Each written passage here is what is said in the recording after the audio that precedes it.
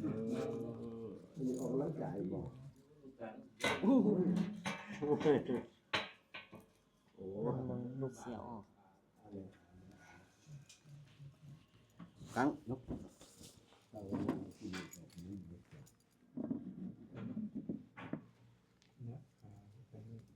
ส่วน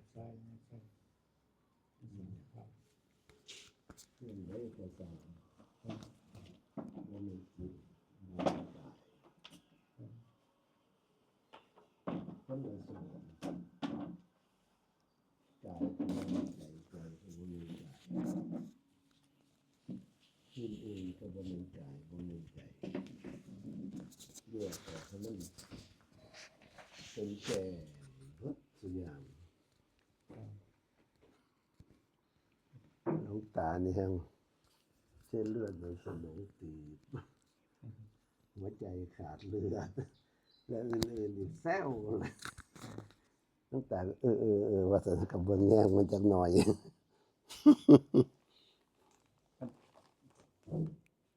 ธรรมดาอยู่เนาะคันไปเบิ่งอันหันว่าอุณหภูมิ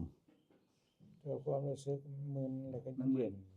มึนแต่การนี้มึนบ่มึนทั้งสองข้างเลยนักคือกันกับเอากระสอบมันทับไว้มันบ่มีแห้งครับคันบ่มีแห้งนั่นคือหนักคันมีแห้งนั่นก็คือบ่ไปบ่มาจังซี่นะกี้นอนมันก็เบาบัดนี้นอนก็บ่เบาบัดนี้แต่ว่าบ่ปวดนะซื่อๆมันเป็นน้ำยาเนาะอันมันเป็นแต่ผ่าตัดแล้วใหม่ๆก็นักเกินน้ำขานักขาอันนักขานี่บ่ครับผมขานี่นักอยู่บ่คือกันทั้งสองข้างคือกันวันนี้นอนก้นมันทับหลายมันก็ปวดกับพลิกได้10 นาทียังโดนเมื่อยแล้วก็พลิกกลับพลิกซ้ายพลิกขวาอย่างนี้นอกจากมันเพลียมันรับหัวขึ้นมาขาจะจังแล้ววันนี้เหยียดกล้วยจะออกต้องเอามือไปซอยมือมันออกนี่ตอบสนองอยู่ตัวนี่เวลามันจังได้กำหนดมันก็คักอยู่บ่มันเกิดดับจังได๋จังนั่น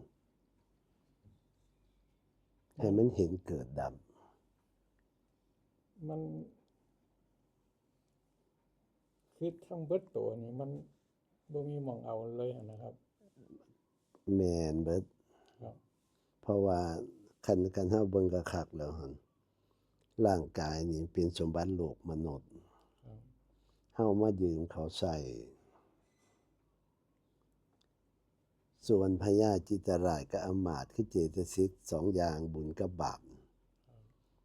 อันนั้นเป็นผู้ปกครองเป็นผู้ดูแลเบิ่งให้มันออกคักๆแยกออกคนละส่วนนักเกิดดับจังใดเบาเกิดดับจังใดทุกข์เกิดดับจังใดสุขเกิดดับจังใดเบิ่งมันให้มันเข้าใจเบิดทุกสิ่งทุกอย่างเด้อคันเราเห็นมันเกิดดับแล้วจิตนี่สิมันสิบ่วุ่นวายหยังเลยแต่ต้องรู้จักมันเกิดดับยังนอนอยู่สิเกิดดับจังใดเบิ่งมันก็คักความคิดเกิดดับจังใดตาเห็นหยังเกิดดับจังใดหูได้ยินหยังเกิดดับจังใดจมูกได้กลิ่นเกิดดับจังใดลิ้นได้รับรสเกิดดับจังใดกายสัมผัสเย็นร้อนอ่อนแข็งเกิดดับจังใดเบิ่งมันกำหนดเพียรมาอยู่จังซั่นคันมันขาดวุบไปยามใดก็สร้างมันก็สังเกตเท่าหั้นหนึ่งตั้งแต่ปลายผมพื้นเท้าจากพื้นเท้าถึงปลายผมเบิ่งมันให้เห็นมันชัดเจนอีหลีอย่างสมมุตินึกไปวัดเก่านึกปุ๊บเกิดดับไปจังไดจังฮอดวัดเก่านึกไปวัดผิดเกิดดับจังไดนึกไปหันไปนี่เกิดดับจังไดเบิ่งมันอยู่จังซี่ สังเกตเบิ่งแยงมันคือเบิ่งแยงจิตใจครับคันเฮาเห็นเกิดดับอยู่ที่จิตใจมันสิบ่วุ่นบ่วายบ่ปรุงบ่แต่งอีหยังเพราะว่าสิ่งใดเกิดแล้วก็ต้องดับ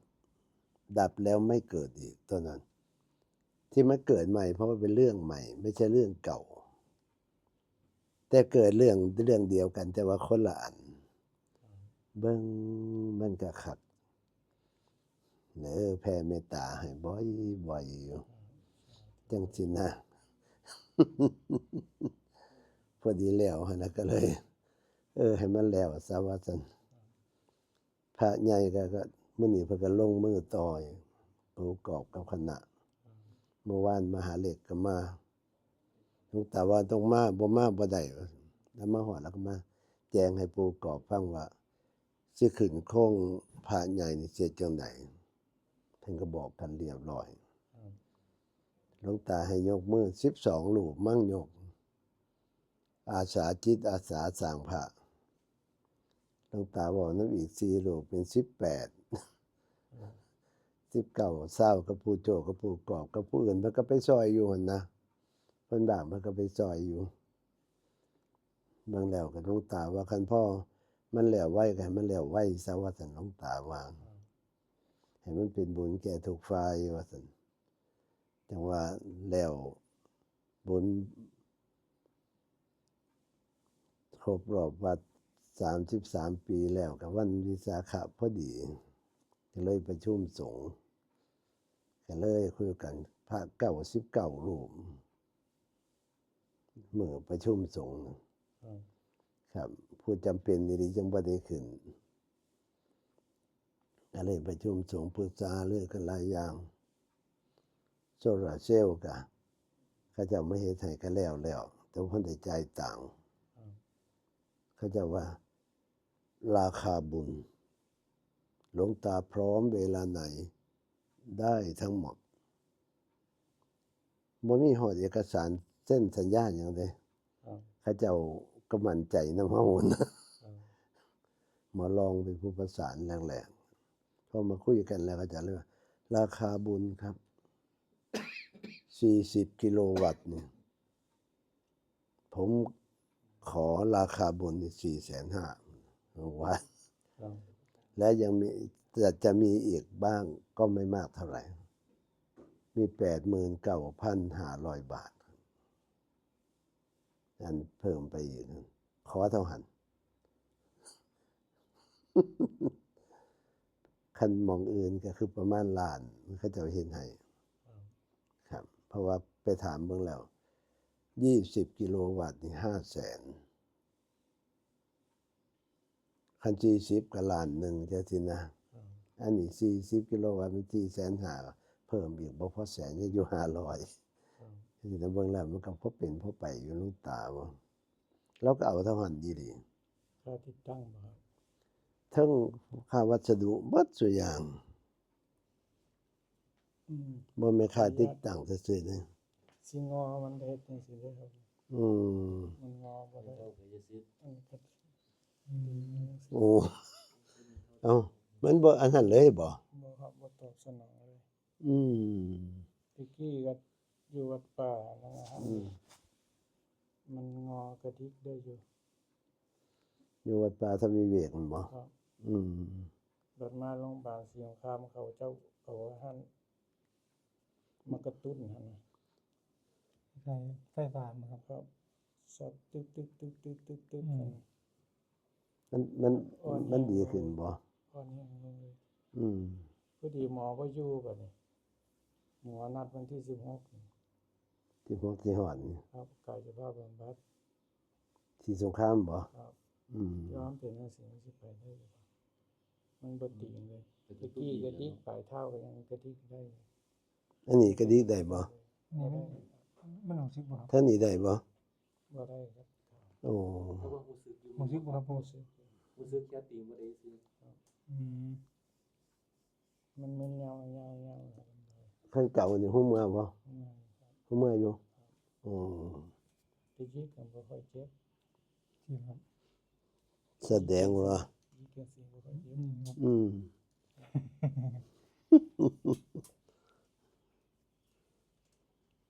อันว่าให้ทางหลวงพ่อเสียงดอนฮอไป เบิ่ง เบิ่งเพิ่นไปอยู่บ่ครับ บ่ไปเพราะว่าทั้งพี่เขาเจ้าเฮ็ด อืม ครับเพราะว่าธรรมดาเนี่ยเขาเฮ็ดแล้ว เขาก็จังเฮ็ดเมื่อเฮ็ดแล้ว เขาจังดำเนินการให้ทางวัดเฮานี่คือเจ้าของที่นะ อืม อันขอไปเขาเจะว่าดำเนินการขอไฟฟ้าจะสิมาตรวจ ครับ อันที่อันเชื่อมใช้ไฟฟ้านะ ครับ เมื่อเขาจะมาตรวจเรียบร้อยแล้วเขาจะอนุญาตให้เขาใส่เลยเดี๋ยวนี้มันคันมันแดดหั่นเฮาเฮ็ดมันหลายคันใส่แต่กลางเว้นน่ะมันผลิตได้200กว่ากิโลวัตต์ใส่ไป150 กิโลวัตต์หนึงเหลืออีก50 60 70บางมื้อเหลือไหลเข้าไฟฟ้านะครับ ไฟฟ้าซื้อบ่ครับเพิ่น บ่ ทำบุญกับไฟฟ้าเนี่ย จังว่า ต้องเรียน ที่ได้ปรึกษากับเขาเจ้าว่าถ้าสมมุติว่ามันเกินจังซี่ก็ซื้อแบตมาไว้ใส่กลางคืนนะจังหน่อย ใส่ตั้งแต่6 โมงไปหา3 ทุ่มจังซี่นะ ช่วง6 โมงไปหา3 ทุ่มนี่มันราคาไฟแพงครับ4 บาทไปหน่วยหนึ่ง เอาบ่มีหมอแบตเก็บไว้บ่ครับนี่ บ่ได้ อันนี้บ่ได้มีแต่ว่าสิคุยกันกับผู้รับเหมาอยู่ ครับ ครับเมื่อแรกก็สิประมาณ600,000ปลายน้อยๆทั้งวัดเฮาเฮ็ดอัน ตัวตรงนี้เนาะแบบนี้เนาะ อาหารห่านไว้ให้เขาเจ้านะ สำรองเนาะ แม่นค ผ รับ มว่า100,000ปลายน้อยๆอยู่มั่งที่เฮาเฮ็ดเองนะ ส่งไปกับว่ารับเกษียณ ครับของเขาเจ้า530,000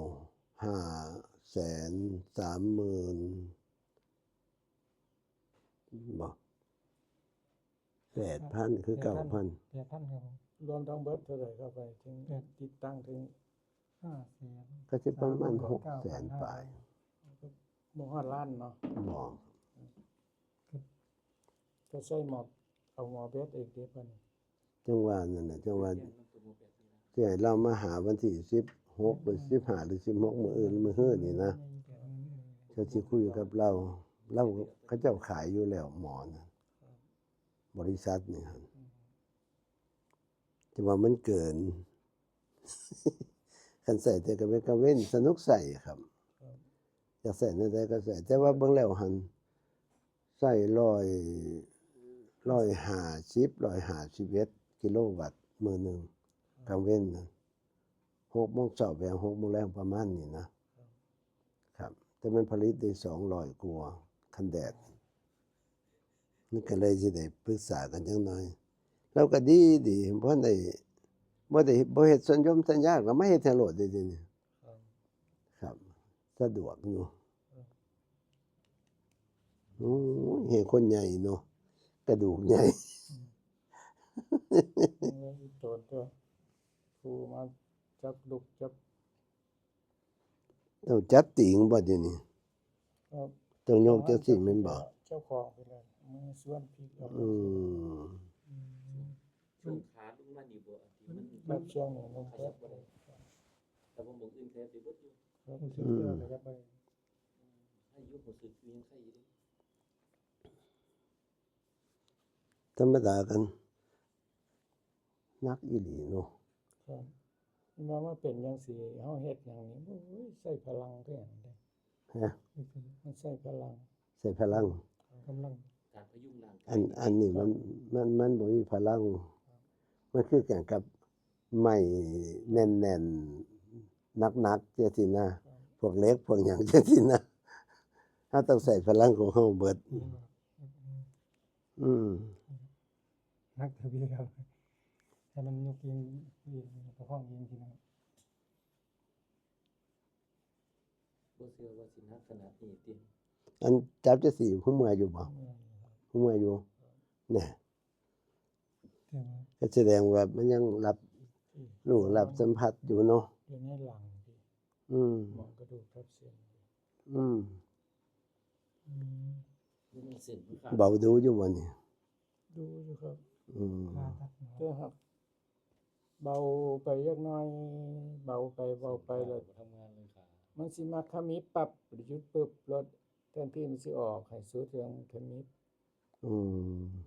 มันก็เปลี่ยนของมันเองโอ้ยแนวบ่สุดนี่มาขมิบเลย ผู้เฒ่าก็จมจังซี่แหละ ต่อไปมันสิได้เอาแนวแย่ไว้เลย ได้ของนี่ครับ แย่ไว้ยังไปยากเนาะ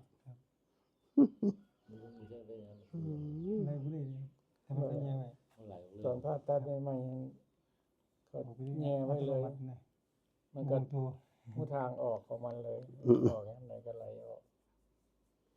อยู่วัดก็เหลือ3รูปสักสีผู้หนึง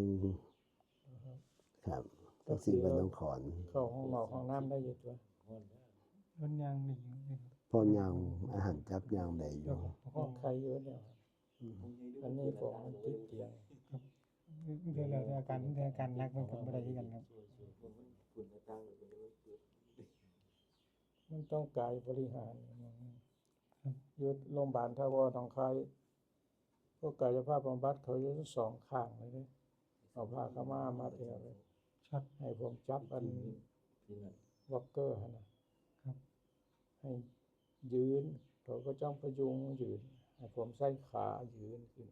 อืม เอาย่อลง นับฮอด5ย่อลงหน่อยหนึงแล้วก็ยืนฝึกหั่นนะ ที่มันใช่ตัวนี้ ช่วงให้มันพอได้อยู่แม่นบ่ ครับพอได้อยู่ช่วง อืม ช่วงง่ายมาสิของข้ามมันก็เลย มันบ่ต่อเนื่องหั่นนะครับ กายภาพบำบัดก็ไปมื้อเดียวนัดวันที่15ไปวันที่1หมอบ่อยู่ว่าซั่นลงกรุงเทพมาเจอกันค่อยฝึกหนักเราเขาว่ามันฝึกหนักบ่ได้ที่นึงนอนนิ่งๆนี่แฮงหนักขึ้นได้นี่ต้องพลิกอยู่ตลอด อันนี้บ่ ครับผม ตัวพีช โดนไปได้จังพริกทีนึงนี่10 นาที ประมาณนั้นแหละ พริกดูได้10 นาที ครับ ที่จริงมันเป็นพีช มันต้องเนาะคันบ่ตีเรียนขนาดคนธรรมดาก็ยัง เวลามันอาหารมามันก็ยังตียากอยู่ ผมซ้อม มันบ่ตี ผู้เฝ้าอยู่เด้อผมซ้อมผู้เฝ้าเขาเจ้านอนในภูมินั่นน่ะก็พลิกดูอยู่เด้อเขาเจ้านอนรับหันนี่ดิ อืม เจ้าของมันนอนมารับเนาะมันเป็นน้ำเฮาอันนี้บ่เนาะเขาเจ้าผู้เดียวก็พลิกกันนะ เขาแต่กับพีชกันนะแต่ว่าปูคิดว่า คนบ่ป่วยนี่ก็ดี คนป่วยกับพริกคือกันนี่ นี่ ดูหู ใส่หลักอาหารนำ โอ้นี่ ขนาดนอนหลับ ที่หลวงพ่อใหญ่เพิ่นสอน ตัวใดครับ อนิมิตเจโตสมาธิ ครับ หลวงตานี่ก็อาศัยตัวนี้ได้ฟื้นขึ้นมานี่คันสมมุติว่าเฮาสวดมนต์หรือหยังต่างๆแล้วบ่ก็สินอนนะหลวงตาใส่เวลานอน สาธุขอให้สมาธิจิตของข้าพเจ้า ดับสนิทนิ่งอยู่ในอนิมิตเจโตสมาธิ เป็นเวลาจากนี้ไป หมอบ่ให้นอน8 ชั่วโมง ครับ หลวงตาก็สมว่า2 ทุ่มก็ไปตี 4จังซี่นะถึงตี 4พร้อมนี้ให้โรคภัยไข้เจ็บที่มีอยู่เป็นอยู่ในร่างกายของข้าพเจ้า ทุเลาเบาบางและหายไปในที่สุด ตั้งแต่บัดนี้เป็นต้นไป แล้วขอให้ข้าพเจ้ามีอายุยืนยาวนานถึงกับหรือเกินกว่ากับ หลวงพ่อใหญ่เพิ่นสอน บอกอีหลีด้วยตัวนี้ แล้วก็บัดนี้จิตตังนิพพานังอนิมิตังจิตตังนิพพานังอนิมิตังจิตตังนิพพานังอนิมิตังใครมันปวดมองใดกำหนดมองหันเมื่อยมองใดกำหนดมองหันเจ็บมองใดกำหนดมองหันมีอาการมองใดกำหนดมองหันจี้ลงมองหันนะจิตตังนิพพานังนิมิตังจิตตังนิพพานังนิมิตังจิตตังนิพพานังนิมิตังจิตตังนิพพานังนิมิตังบ่ทันได้โดดมันสิหาวโหลดนี่ ครับ รับย้อนหั่นนี่มันเข้ามือนี่หลวงตาแต่จะมันจังฟื้นขึ้นมาแหมว้ายพระเดชพระคุณหลวงพ่อเพิ่นเมตตาอีหลี ครับ เบิ่งแล้วก็สิเบิ่งอยู่เบิ่งหลวงตาอยู่ ช่วงมันยอดเผาด่วนยอดตาลด่วนมันโอ้ยจะแม่นคักอีหลี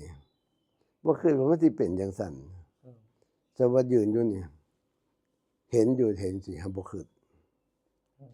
แล้วสิขึ้นไปทางนอกแฮ่งแล้วเลยบ่มีเลย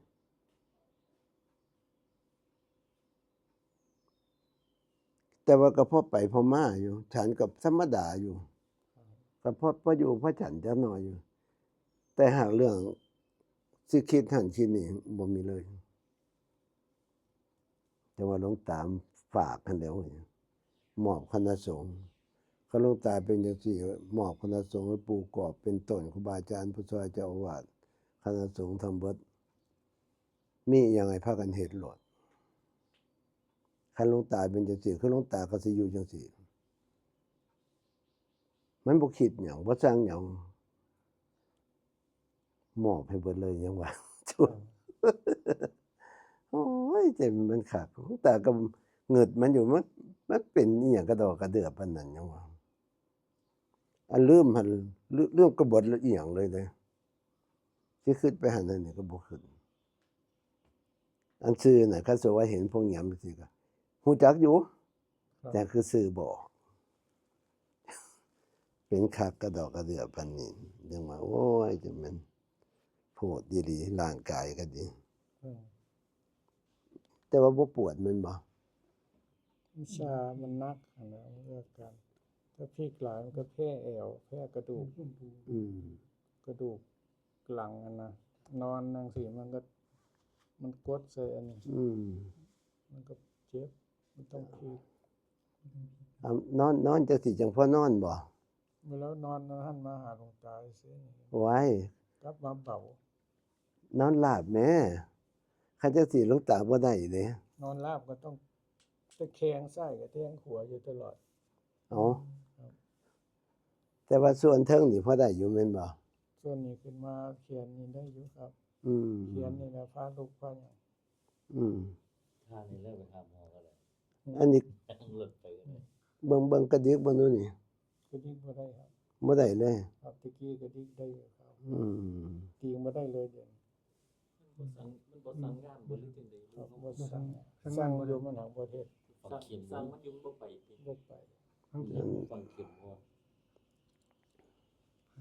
ค่อนข้าง อืม เข้าใจยากเนาะร่างกายนี่เนาะ เนาะ นี่ให้หลานไป เดี๋ยวเบิ่งแล้วบ่คือคนป่วยเด้อพ่อ ผิวพรรณติ มันธรรมดาอยู่หั่นนะ ธรรมดาที่ผิวดีสมเนาะ ครับ นอนห้องแอร์ให้เนาะ เฮ้ยบ่ได้เกี่ยวดอก คันมันจริงฮะบัดนี้มันก็คือหนักเนาะ ครับนี่หัวก็มึน อืม มันดึงเบิดตัวนะปูนะแม่ไม่เรียกว่าเขาดึงเบิดตัวนะ บัดสุดท้ายโรงพยาบาลหนองคายเขาว่าผมเป็นมะเร็งเม็ดเลือดเลย อืมมะเร็งในเลือด อืม เป็นหยังก็สร้างเถาะ บ่รักษาเลยบ่ครับ บ่แม่นรักษาตามหมอเพิ่นครับ หมอเขาสิหมอเสียงข้ามเขาส่งไปสกลได้ไปส่งตัวไปสกลจะต้องไปเอง ครับ รักษา รักษาสภาพนี้เราบ่อยากไปนี่ เบิ่งพระพุทธเจ้าของเฮา มันเอียง นะ อันเนี้ย มีโกมะไอ้ชีวกโกมารพัฒน์เป็นผู้ดูแลครับเพราะร่างกายคือร่างกายครับ ดูแลตามสมควร ครับ มันลำบากในตอนไปก็ลำบาก ฮะ มันบิดท้องขี่ท้องเหี่ยวมันเหี่ยวยาก อัน ท้องเหี่ยวบ่ออกอะโอ้ยทรมานเลย แม่นอยู่ ครับ อันบางเทื่อเฮาฉันน้ำหน่อย มันก็เบายากเด้ ครับ คันฉันน้ำหลายก็เพิ่นบ่ได้อีก ครับ ครับ มันสิไปอันลำบากเกี่ยวกับอันครับ แต่ว่าเพิ่นว่าให้ฉันเทอละกืน2กืน แต่ว่าบ่ให้โดนหลายหั้นนะ ฉันเทอละน้อยน้ำมื้อแลงจะค่อยมาเบิ่งแย่งเด้อน้ำกวนผู้ใดเนี่ยเบิ่งแย่งนี่ ไปใส่ต่อ นะ บ่ได้ไปใส่ต่อบ่ครับ แล้วก็ บ่ได้ไปใส่ต่อบ่ บ่ครับตั้งมานี่ คุณนัดกับคุณกึมอาบน้ำเน้นก้างอันนี้ อืม แต่ว่า บบเจ้าของนี่เบิ่งแล้วมันเห็นใจกันได้ดูแลสังขารเจ้าของบ่ตายเลยเนาะยังมาดูแลผู้อื่นอยู่มันเป็นตาลำบาก บ่ลำบากดูแลจิตเฮา ผู้ดูแล บ่แม่นอย่าคิดแนวหันถ้าคิดแนวหันคิดผิดคิดผิดเด้ใครคิดผิดนี่มันสิบ่สำบายใจใครคิดผิดคิดหยังก็สร้าง แต่ว่าธรรมชาติธรรมดาของโลกนั่นก็ดูแลเต็มตามเหตุอันสมควร ครับ ครับอยู่นํกันจังซี่นะครับ มาอยู่นำหลวงตา4ลูกพุ่นเด้ขณะคุมมือนี่ก็ดีก็แบ่งกันผู้เฮ็ดจังนั้นเฮ็ดจังนี้4ลูกพุ่นน่ะ อันนี้ก็หันอยู่บ่น้อยคุณพลหยังเฮ็ดสุคนอยู่ครับ คุณดาวหลวงพ่อดาว น้องชายจะน้อยมาเป่าค่าน้ำมันนั่นอย่างให้ เป้าของ เราคาถามบ่ ครับ เราก็ดูวิว เราก็ดู ขอบคุณนะครับสปอร์ตให้ระงับ โอ้มันสำคัญแต่มันยกบ่ได้เนาะ ครับ อืม เรื่องแล้วมันตายยากอยู่นะ อันนั้นที่ว่า ไม่ กระดูกหมอเพิ่นว่าจังได๋กระดูก กระดูกไอ้มันทับเส้นประสาทสั่น อื เขาเลย มอืม เจาะกล้องเอาไปเจียมองมันทับครับ อืม แผลหายแล้วเขาก็ว่ามันดีแล้วเอาว่าซั่น อืม จะมาพลิกมาลุกนั่งมันก็เครื่องอยู่หั่นน่ะมองอันนี้มองอันนั้นกระดูกหลังเขานี่นะมันก็ต่อก ระดูกหักเส้นที่ ครับ อืม เป็นแต่พูดแหละงานปฏิบัติธรรมที่ผมยางยากๆให้เอากระดูกทักเส้นเอาบ่คิดว่ามันสิเป็นปานนี้ โอ้ย สิ นี่ ไป บ่ สิบวกได้เนาะไม่ไปบวกได้เด้อ ไปโรงพยาบาลนครก็เว้าไปทำไมน้ำหมออุดมเบิดแต่มะเร็งละหาแต่มะเร็งมันก็ดูดทับเส้นมองย่างบ่ได้นำบ่ทันนี้ บอ ว่าก ถึงเลย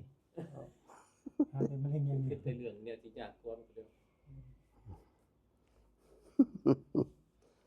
อ